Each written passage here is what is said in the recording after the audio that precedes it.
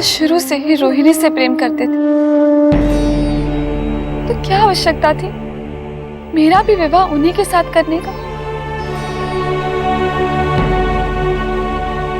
वो दोनों भी सुखी रहते और मैं भी दुखी ना होती। तुम्हारे पिताश्री के हर निर्णय के पीछे उनकी एक ही मंशा रहती है, तुम सबकी भलाई, तुम सबका सुख। तुम सारी बहनों के विवाह की चिंता को लेकर रात रात भर जागते हुए उन्हें मैंने देखा है। उन्हें दोष देना ठीक नहीं होगा। बात दोष की नहीं है माँ, पर मेरे लिए कोई दूसरा वर भी तो ढूंढ सकते थे ना। योग्य वर की परिभाषा क्या होती है माँ? कि ब्रह्मांड में कोई कितना समृद्ध, कितना शक्तिशाली है, क्या यही निर्धारित करता है योग्य वर? योग्यता को आंकने में प्रेम का कोई महत्व नहीं, संवेदनशीलता का कोई महत्व नहीं। पिताजी ने आवेग में आकर मेरा विवाह चंद्रमा के साथ कर दिया। उन्होंने परिणाम नहीं सोचा। इससे अच्छा होता कि वो मुझे यहीं रहने देते, अपने पास। मैं सुखी रहती।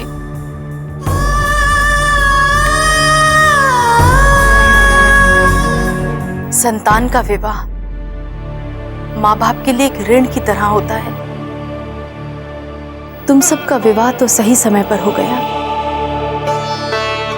किंतु सती का क्या?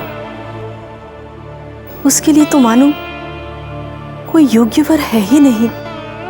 विवाह अनिवार्य क्यों है माँ? ऋण उतारने के लिए। माता पिता किसी के भी साथ अपनी पुत्री को जीवन निर्वाह करने पर विवश क्यों कर देते हैं? क्यों हमें अधिकार नहीं है कि हम अपना सुख, अपना वर स्वयं चुन लें? और वर अगर ना भी मिले तो क्यों अधिकार नहीं है कि हम अविवाहित रहकर अपना जीवन व्यतीत कर सके? क्योंकि विवाह ही परिवार का आधार बनता है, और परिवार समाज का। और समाज दुखों का। मैं तुम्हारा कष्ट समझ सकती हूँ पुत्री, तुम्हारा कोई दोष नहीं है। दोष चंद्रमा का है। उसे तुम दोनों का दायित्व लेना ही नहीं चाहिए था। और यदि विवाह किया है तो फिर ये भेदभाव क्यों? सती ने भी कई प्रयत्न किए, किंतु सब विफल। मुझे भी एक आशा सी बन गई थी। यहाँ सबके बीच वो कुछ क्षण मेरे साथ भी बिताएंगे। अब तो वो आशा भी टूट गई, और ऐसे में दिन प्रतिदिन इस दुख को सहन करने का साहस भी छूटता जा रहा है। काश मुझे पता होता कि मैं क्या करूं। तुम अपने पिताश्री से बात करो, वो अवश्य कोई राह दिखाएंगे। नहीं माँ, पिताजी से इस संदर्भ में बात तो क्या, उन्हें इस बात का अंदेशा भी नहीं होना चाहिए।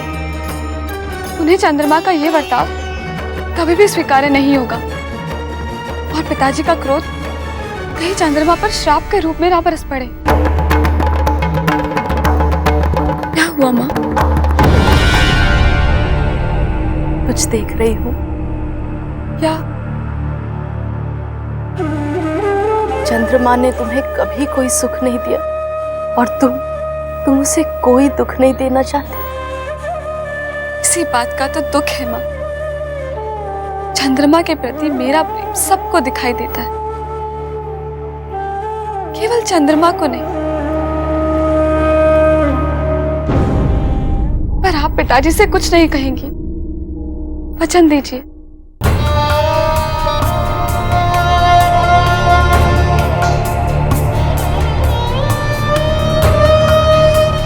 मैं वचन देती हूँ, लेकिन तुम भी मुझे वचन दो कि तुम कभी निराश नहीं होगी, कभी हारोगी नहीं। प्रेम में तो सभी हारे हैं माँ। जो जीत गया उसने प्रेम किया ही कहाँ।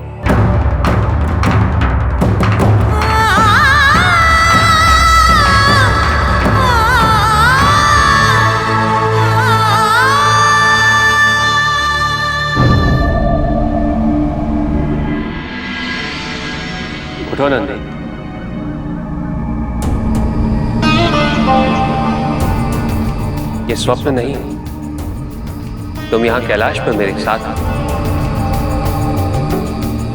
अब जाओ, विश्राम करो। नहीं नहीं प्रभु, इतने दिनों के बाद आपकी सेवा करने का पुनः अवसर मिला है।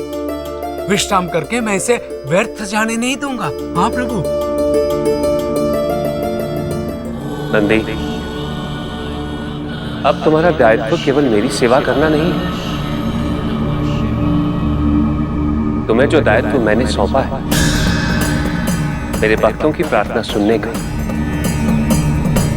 तुम्हें उसके लिए स्वयं को तैयार करना होगा। इसमें बहुत धैर्य की आवश्यकता होती है। निष्पक्ष होकर लोगों के कष्ट सुनना, उनके भेद रखना, यह आसान नहीं है। प्रभु, मैं आपको निराश नहीं करूंगा।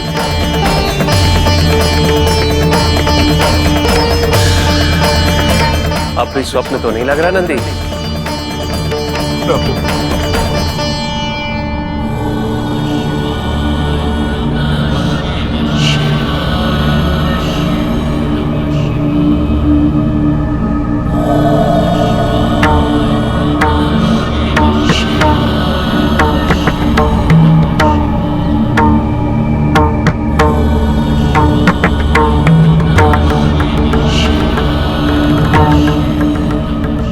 स्वप्न समझ बैठा था प्रभु। इस तरह एक दिन देवी सती यहाँ आ जाएगी और मुझे विश्वास ही नहीं होगा।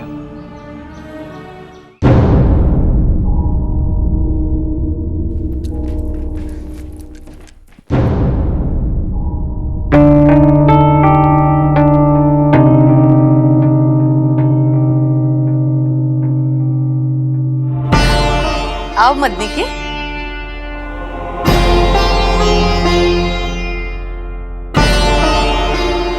सती कह रही थी कि हमें द्वार पर ही तुम्हारी प्रतीक्षा करनी चाहिए। और मैं तो इसे सारे भवन में ढूंढ आई।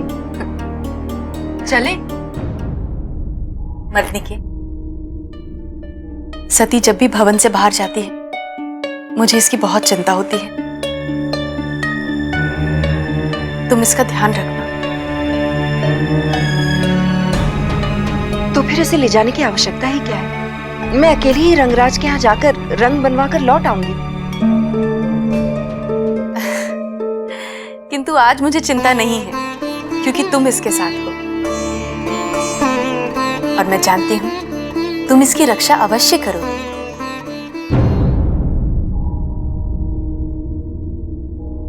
चलो।